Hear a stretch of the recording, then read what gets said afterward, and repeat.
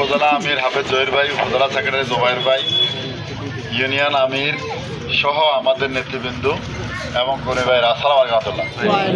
আমরা আল্লাহ শুকরিয়া আদায় করছি যে আমাদের পূর্ব নির্ধারিত একটা কর্মসূচি আমরা সম্পন্ন করেছি। আপনার রাস্তাটা ক্লিয়ার করে দেন, কষ্ট না হয়। মাওলানা বাজার আমাদের প্রোগ্রাম আছে, এরপরে আবার অশ্বতলা আছে, এই জন্য আমরা এখানে বিলম্ব করছি না। আপনারা প্রতিদিন বের হবেন, লিফলেট নিয়ে প্রতিদিন ঘরে ঘরে যাবেন, বারবার যাবেন। আমাদের কেন্দ্রের নির্দেশ হচ্ছে টার্গেট 100, একজন 100 লোকের কাছে যাবে এবং বারবার যাবে, অন্তত যাতে 20টা ভোট নিশ্চিত হয়। বারবার যাবেন। তো আজকের বাজারে গণনা থেকে বোঝা গেছে মানুষের কাছে পূর্বে একটা বার্তা পৌঁছেছে।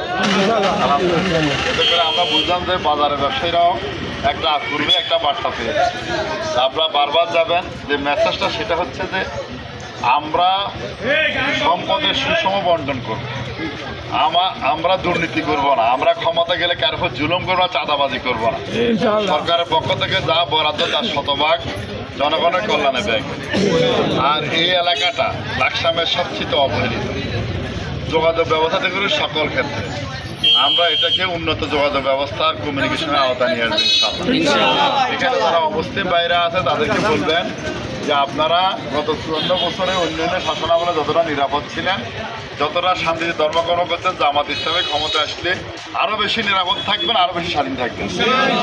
মা বোনদেরকে বলবেন আপনাদেরকে ভয় দেখানো হচ্ছে, আপনার ঘর থেকে বেরোতে দিবেন, এটা ভুল কথা। আপনারা পর্দায় থেকে সব কিছু করতে পারেন, ব্যবসা বাণিজ্য মানে উদ্যোক্তা উন্নয়ন, নারী শিক্ষা সব কিছু আরও বিকশিত হবে। শুধু সত্য একটাই, পর্দার ভিতরে থাকবে, পর্দা থেকে তারা সব কিছু করতে পারে, তাদের জন্য সব কাজে হালাল।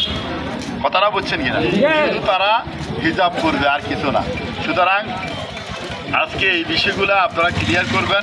প্রতিদিন যাবেন, সকাল বিকাল বের হবেন। আল্লাহর রাস্তে 2টা মাস কষ্ট করেন, মানুষ নিজের থেকে স্বেচ্ছা বলতেছে আমরা ভোট দেবো।